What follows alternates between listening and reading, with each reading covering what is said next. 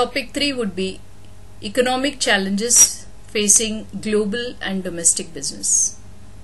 At the end of this topic, students will be able to distinguish between microeconomics and macroeconomics, explain the factors that drive demand and supply, compare the three major types of economic systems, identify and describe the 4 stages of business cycle, explain how productivity, price level changes and employment level affect the stability of a nation's economy, and discuss how monetary and fiscal policy are used to manage an economy's performance.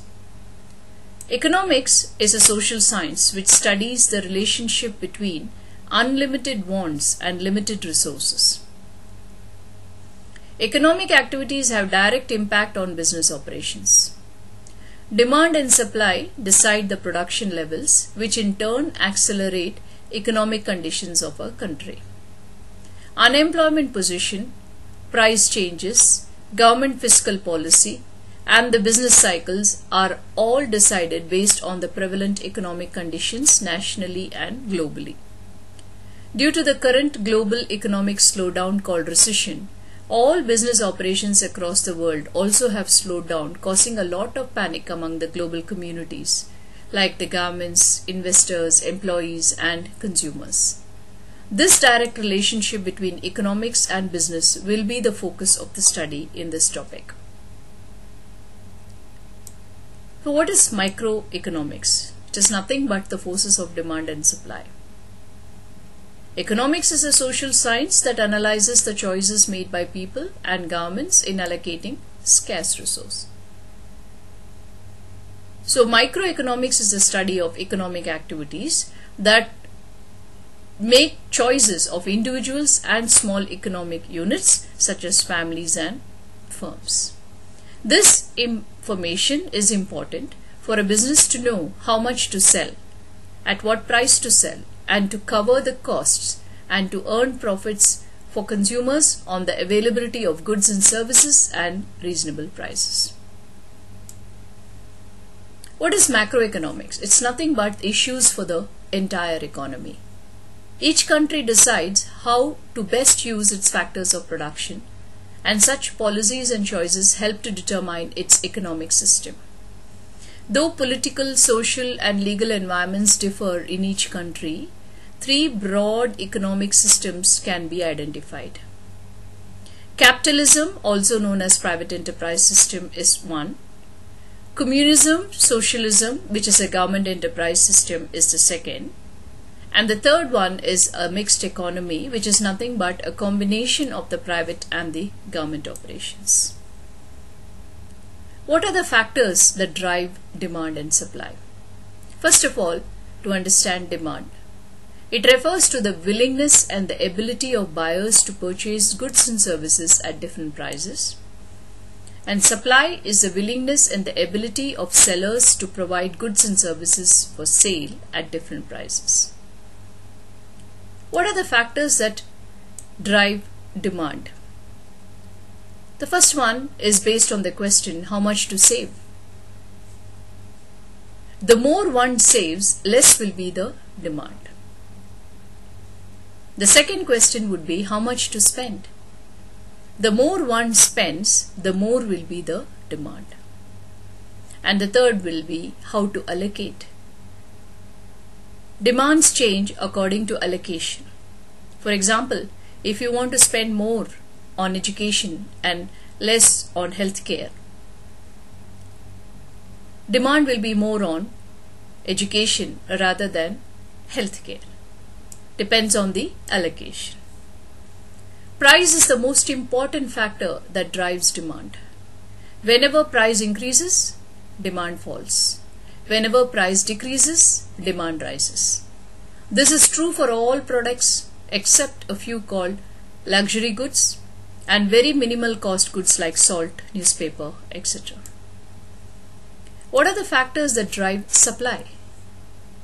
It depends on businesses related to the 2 questions, how to use their resource and what is the best profit. Factors of production play a vital role. If in a graph a demand curve and a supply curve are to be plotted, the demand curve slopes downwards and a supply curve slopes upwards. And the interaction of the demand and supply is that when the two curves intersect at a point called equilibrium price, which is a fixed price. At this particular price, demand is equal to supply. In reality, it can be plotted in a graph as so. But practically, it is difficult to equate demand and supply. What are the major types of economic system which we have seen very briefly earlier? Let us see that in detail. Capitalism. It means a private enterprise or a market economy, and it rewards businesses for meeting the needs and demands of consumers with no interference from the government. Communism or socialism means the government enterprise or planned economy, where government controls business ownership, profits and resource allocation to accomplish the government goals. Mixed economy that combines characteristics of both planned and market economies in varying degrees, including the presence of both government ownership and private enterprise. There are different stages of a business cycle,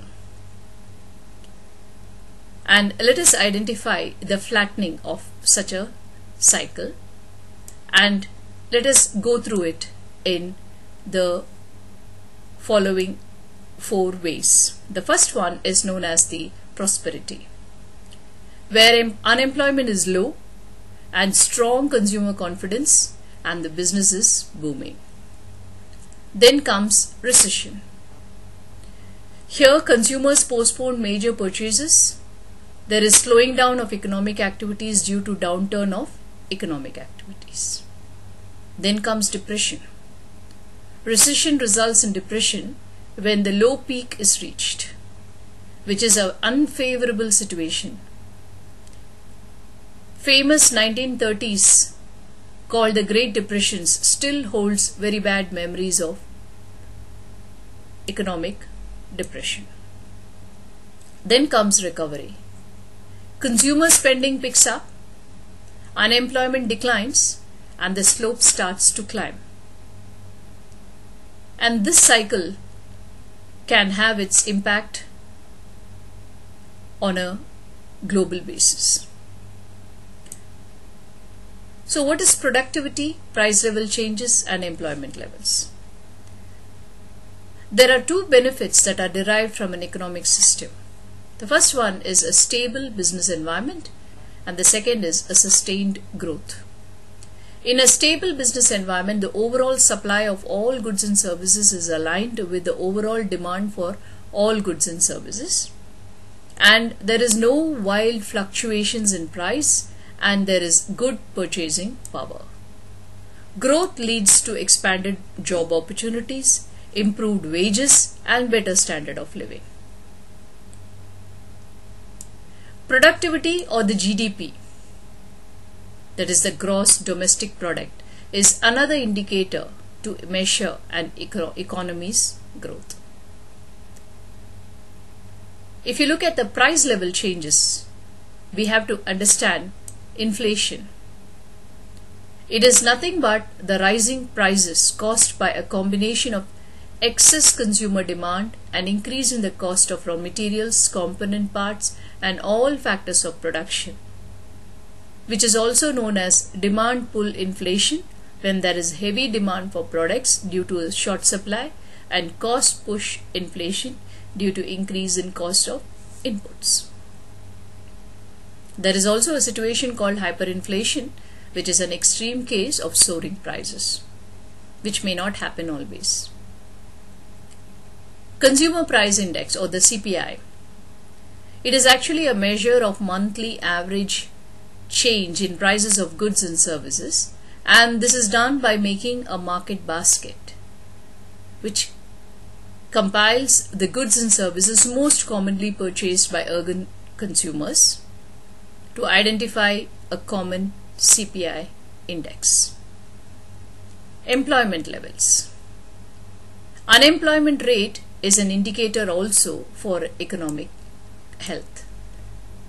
And let us identify certain unemployments.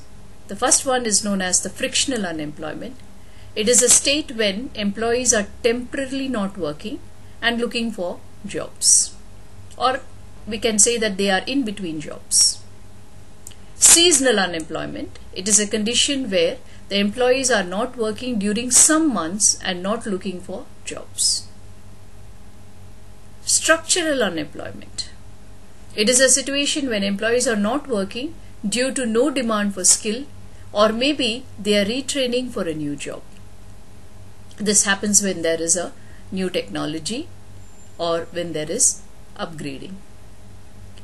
Then comes cyclical unemployment. This is due to employees not working because of economic slowdown and are actually looking out for jobs.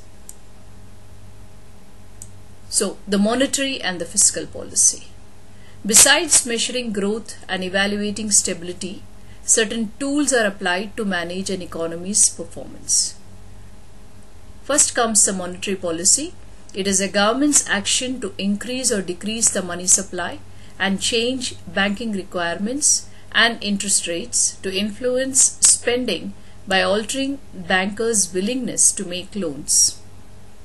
Whereas fiscal policy is the government's influence through taxation or control spending decisions to control inflation.